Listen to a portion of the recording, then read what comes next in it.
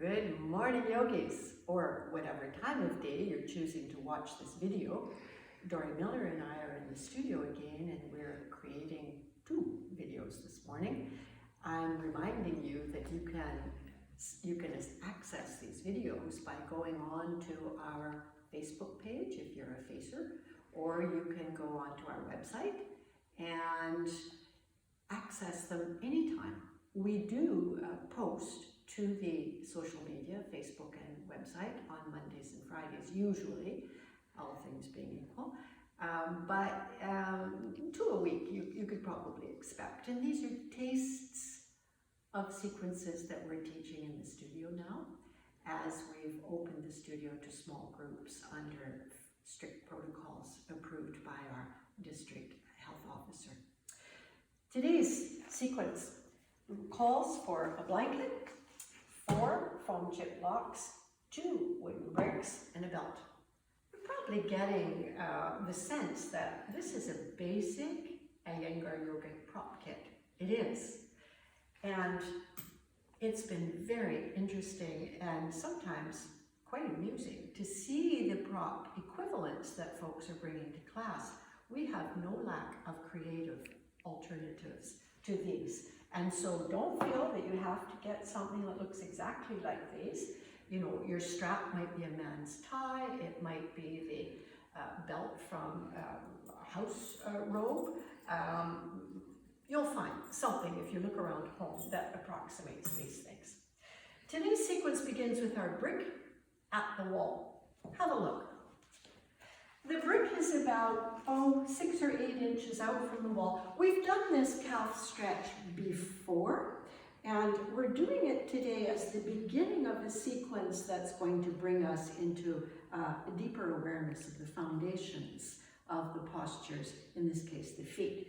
Take your finger points to the wall, step onto the brick as you see, stretch the heels up and away from the floor, and then go slowly as you extend the heels toward the floor, keeping your finger points on the wall and extending the heels. At first you'll find that they likely heels don't reach the floor because the calves need to stretch and the backs of the knees need to stretch.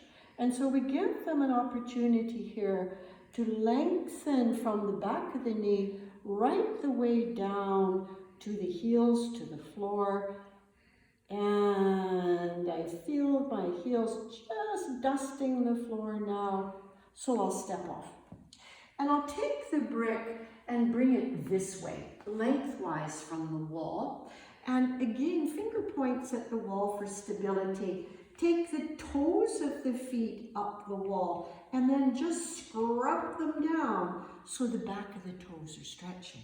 Then step back generously and just let the front knee bend a little as you use the contact of the arms at the wall to lift the chest.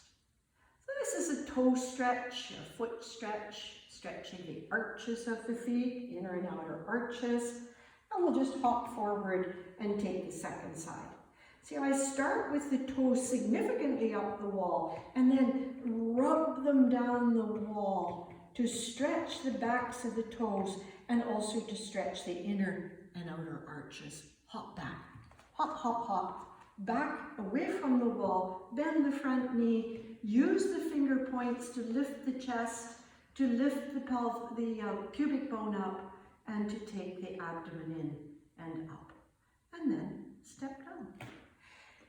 The second little sequence, again, is about the heels and the ankles, and it's best viewed from the back. This pose I credit to Vicki Catchpole, one of my root teachers in the Comox Valley, and Vicki called it the tower stretch. We have the arms up in Urdhva Hastasana. We're raising the heels again, but this time deliberately coming down onto the outer heel. So I'm rolling to the little toe side of the foot and bringing the outer heel down. And then up again we go. And this time I'm rolling toward the inner heel. I want the inner heel to touch first. So inner heel lengthens down. And finally, lifting the heels, I'm stretching back, and now I want the center of the heel to touch the floor. So that in this way, we correct the tendency some of us have to roll the foot towards the inner foot. So the inner edges of the feet become heavy and the outer edges of the feet are light. Still others of us stand, walk with the emphasis on the outer foot. We roll to the outer foot. And of course, in Iyengar Yoga, we're looking at that precious alignment. We want to stand on the center of the heel with the big toe mound. And just a refresher here, big toe mound, this large fleshy pad at the base of the big toe, and little toe mound pressing down evenly, so that all of the joints above these feet are balanced relative to gravity as well. The sense of the feet, which comes from these first two stretches of the feet and legs, is then carried forward into Tadasana. And I use the two wooden bricks to step on because these bricks bring a freshness and a sharpness to the sense of the feet. The inner edges of the feet are parallel with the edges of the bricks, and we're stretching across from big toe mound to little toe mound, but then finding the quality of balance. I feel I'm heavier on the big toe mounds at the moment, so I have to spread across. Now, close up here, if you think about the metatarsals, they're the bones that attach the toes to the rest of the foot. The second metatarsal, that's your second toe. The second metatarsal spreads out to the little toe side. It rolls wide to the little toe side. And the first metatarsal, that's your big toes, press down with a degree of spreading of that big toe mound. Imagine that it's circular. It's not quite, but let's say, just for this purposes, that it's a circle. Are you on the center of the circle of the big toe mound? Can you feel for that? And then lift away from the feet through the front leg, inner leg, back leg, outer leg. Lift up and away from that balance. If you feel confident standing on these bricks or your facsimile of the bricks, close your eyes. I won't do that because I want to look at you. But close your eyes and feel for the balance of weight on the feet. Where are you? Inner foot, outer foot, back foot, front foot? Or do you sense, can you feel big toe mound, little toe mound, center of the heel? Then gently open the eyes and step down. And bring one brick, just one brick, to the wall like that. We're going to take the pose Utthita Trikonasana, but the front foot will look a little different than you might take on a Utthita Trikonasana, simply on the mat. See what happens here? We're repeating the heel on the brick, the toes up the wall. This stretch for the feet will enliven your awareness of that base. Then finger points to the wall, step back, hop and hop back, and turn this back heel away from you. So you know the outer body alignment is heel to arch, so you've got that. And then take your hands to the hips, right here, this crease at the top of the legs. As you move the right side of the trunk over the right leg, absorb the groins into the body. Sweep the tailbone forward, but stay higher and away from the leg than you might be able to actually do. For example, maybe you can take your hand all the way down the leg and maybe your pose is this deep. But rather than that, lift the trunk so that my hand is not aiming to go to the bottom of the leg, not at all. I've got another purpose here. I want to take the side ribs and roll them away from the floor. So the abdomen comes to the left, the side ribs stretch to the left, the collarbones lift toward the left, and the very bottom of the breastbone turns toward the navel. Tailbone in, chest turning more and more and more until the head can look up. If you have balance, take the arm up and then look forward. Come up, use finger points at the wall for stability. Step down, feet together, turn around. From the back, the heel is on the brick, the toe mounds are up the wall. We're balancing on the center of the heel and big and small toe mound. We step back and away. We take the hands to the groins. The base of the tailbone is moving into the body in this fashion. The hands from the groins absorb the groins into the body, tailbone into the body, side ribs coming sideways, soft behind the knee, not hyperextending, and then turning the chest from left to right. And if the body permits the lift of the arm, lift the arm, look up, breathe. And when you're ready to come out, inhale your way up, fingertips to the wall, step down, like that. And let's remove the brick. Taking the pelvis to the wall now, step the feet away from the wall. Separate the feet a little. Uttanasana, or standing forward bend, comes with support at the wall to begin with. And then firm the legs.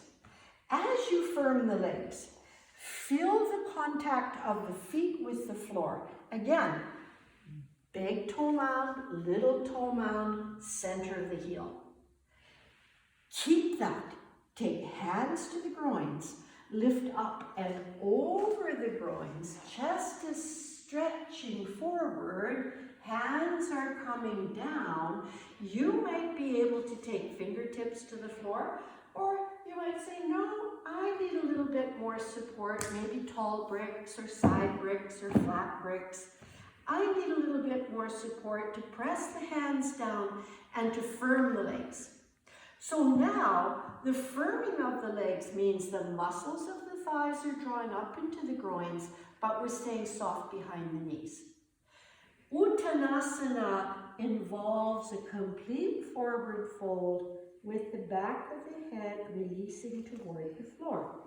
This Uttanasana, done with support, allows us to stay and to feel the action of the feet. I'm going to set my bricks a little bit further back and show something about the outer arches of the feet. We tend to think that this is the only arch, the inner arch of the feet. But the feet have an outer arch as well.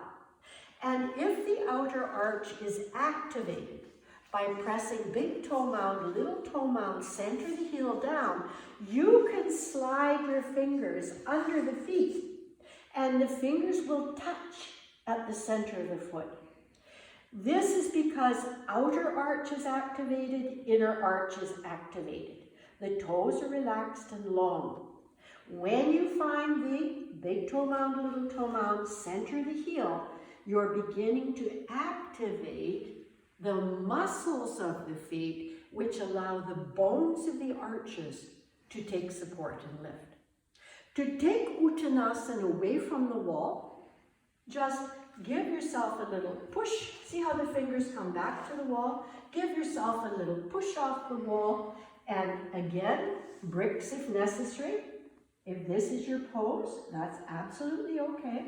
It might be this or this. Or you might say, bricks away, let me use fingertips. But focus on the foundation. Focus on the feet and the legs. And now lift the sits bones up off the hamstrings.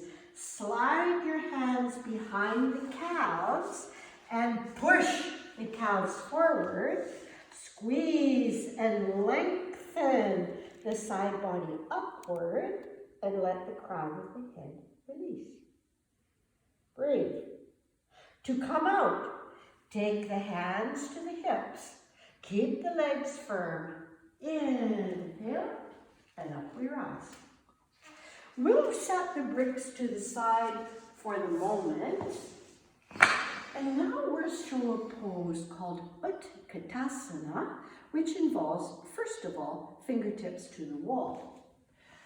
In this posture, I'm taking the feet slightly apart to give myself a little bit of an easier start for this posture. The finger points keep the chest lifted, but the feet now, spread the skin, the bottom of the feet. Find those big toe mound, little toe mound, center the heel, and tracking the knees directly forward, the pelvis is descending. The top of the pelvis lengthening down to the sit bones, the tailbone scooping beneath us, and we begin to take the shape of a chair. The finger points are balancing us, and we can take a little bit deeper into Utkatasana. And now the action of the arms is to lift the side body. The head might look between the arms. To come up, we push into the feet, release the arms. This pose can also be done with the back of the wall. Similar to Uttanasana, I step my feet away from the wall and slowly bend the knees. All the while, the tailbone is moving away from the wall and into the body. In this way, I can take the shape of the chair quite readily. And then I can practice lifting the arms to get the lift of the trunk. This pose involves the foundational balance of the feet and the strength of the legs. Breathe.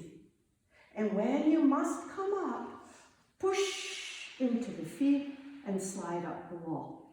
Release the arms. The pose can also be done dynamically away from the wall.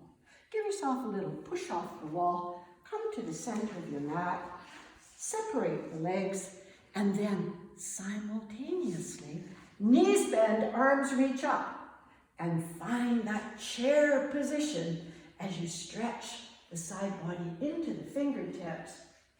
Look up. To come out, push into the feet, straighten the legs, release the arms. Utkatasana, Uttanasana, Tadasana all require the balance of weight on the feet. Taking Utkatasana just a little bit further, I'm building a little platform of support here to sit. 4 foam blocks. But I don't need that many, so let me take 2 foam blocks away. Depending on many things, the flexibility of the hip flexors or the groins, the strength of the legs. This pose can be a challenge or it can be a breeze. Here's what it looks like. I'm going to start by sitting. And then separating the feet, I'm turning the feet in a little bit. You can see that the feet are wider than my foam blocks. My arms are stretching forward. I'm getting ready to stand without using my hands.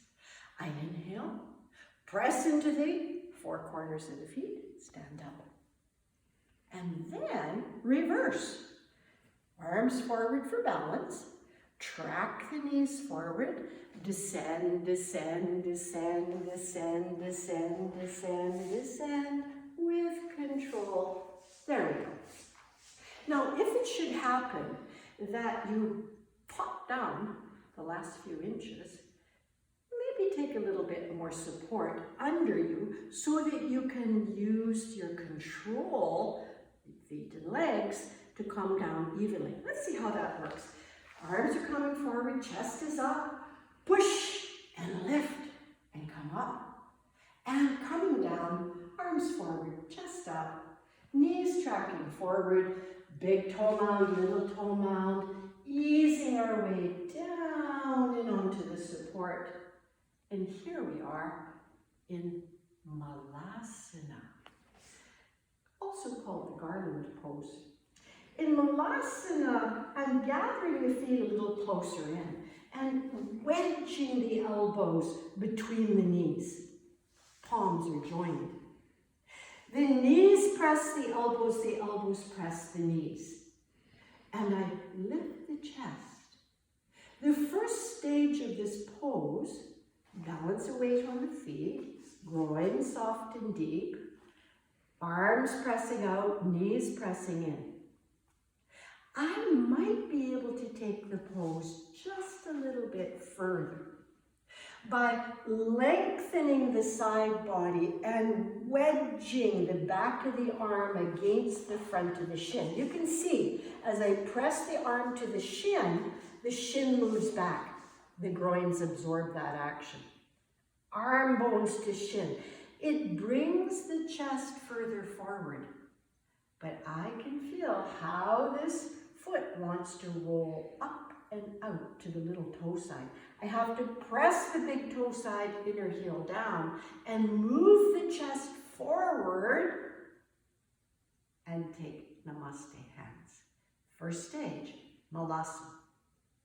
To come out of Malasana, you slip the arms out and slip the feet wide, and maybe once more, you push into the feet and stand to come up.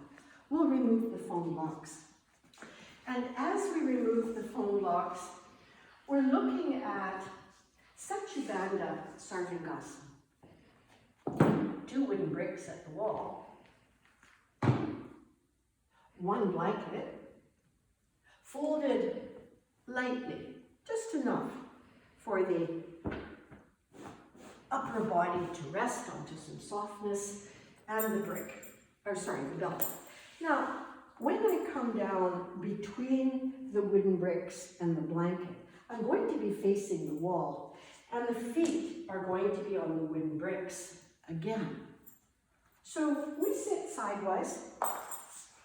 We bring the feet onto the bricks, and in this case, you can see once more the toes are coiled up the wall. We stretch the top of the buttock toward the wall and lengthen the lumbar spine, thoracic spine toward the blanket. The belt lassos the ankles. I want to feel that my knees begin almost perpendicular to the floor. And then I'm wrapping the hands around the belt so that I can reach close to the sides of the feet. The initial actions here are to press into the feet, stretch the tailbone to the back of the knees, tuck the outer shoulders under, lift and lengthen the buttocks toward the back knees, press the back of the arms down, lift the chest. This pose, Chatushpadasana, or four-footed pose, the feet and the shoulders being the feet that touch the floor, the foundation of the pose. We pull with the belt and walk the hands a little closer toward the feet, down the belt, pulling and lifting all the while. When we come out of this pose, we do so by lengthening the top of the buttock away and then letting the pelvis descend. To take this pose into Satyabandha Sarvangasana, I'm bringing my 4 foam blocks onto the mat and placing them as one would for shoulder balancing. You can see that the 4 foam blocks provide a rectangle of support. If your shoulders are very wide, you might need a 3rd layer of foam blocks to the side. Some people find that they need that. Here, I'm moving the tail end of my mat so that I've got that about a thumb length's distance from the edge of the mat. This is the line for the shoulders to come. Even so, I've got bricks. To come into this pose, first I'm going to walk up the wall and then walk down the wall. You'll see. I come sideways onto the platform. My bricks are in their place. I've got shoulders in line with the edge of my sticky mat, so I know that my shoulders are not going to shoot off the mat. My feet are walking up the wall. And then as I walk the feet up the wall, I get the shoulder actions going. And see how the hands come? The thumbs come at the sides of the waist, so you don't strain your thumbs. And then you walk down the wall, and where's the brick? Oh, there it is. Where's the brick? Oh, there it is. Let me get the heels down. Let me lift the side body up and lengthen the thighs toward the wall. This action may mean that there's some strain on the wrists. If that's the case, go up the wall, release the hands, and then step down the wall. There's the brick. There's the brick. And press the back of the arms down to lift the chest and to stabilize the pelvis. Again, the coming out action. The buttocks descend toward the wall. We give a little push and another little push, and off we come, and we cross the shins, release the arms, and we find this resting position. On the second cross of the shins, we release through the pelvis, through the abdomen, through the rib cage, and then we'll take Shavasana, knees together, taking a sideline position. Your Shavasana might have you stretched out full length. Maybe there's a soft blanket under the head.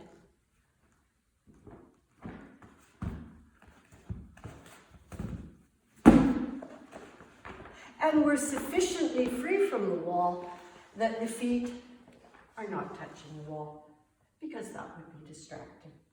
So set up your blanket. If you have a facial covering that helps you to quieten the eyes and the muscles of the face, that's very nice. You can set it across the eye sockets. A face cloth will do, or maybe you've got a face mask at home that would sit across the eyes. So let the specs come off. Find that place on your mat such that when you stretch the legs out, the heel remains on the mat, so that you know the feet are not going to touch the wall and distract you with that contact. Lengthen the seat toward the feet. For those of us who might have a tender neck, we could give a gentle little roll of the blanket, just enough that the skin of the neck relaxes, and then we stretch the legs away, and now the feet, legs, ankles are in repose. We close the eyes, and we bring our awareness inside. Awareness means that we place our attention on something. In this case, in Shavasana, our attention is brought to the settling of the body and then the settling of the mind. In the case of the body, we scan the body. We could start at the feet today because that was part of the focus of our practice. We could completely loosen now the skin at the tops of the feet and the bottoms of the feet, as well as the ankle joints, loosening knee joints, hip joints. If you know where you tend to carry stress in the body or tension in the body, you could take your breath to those places. And as you exhale, you could see those places emptying the stress or tension with each exhalation. And please do stay in Shavasana. Let it be at least 10 minutes. It's a very valuable posture because you are consciously relaxing. It's not a nap. It's a precious tool for releasing tension and stress and coming home to the body. When your 10 minutes is up and you're ready to get on with the day, bring the hands to the front body, fold the knees, shift the body a little to the left, take the right hand under the skull, and come onto your side, and eventually come up from there and give yourself a few precious moments to enjoy without distraction the benefits of your practice. Keep in mind, this is a short practice. It's a taste of things to come in future videos that we'll make for you. And it's working with the very foundations of the body, the feet. Let's gather palms to the heart. And when we bow, let's know what we're bowing to.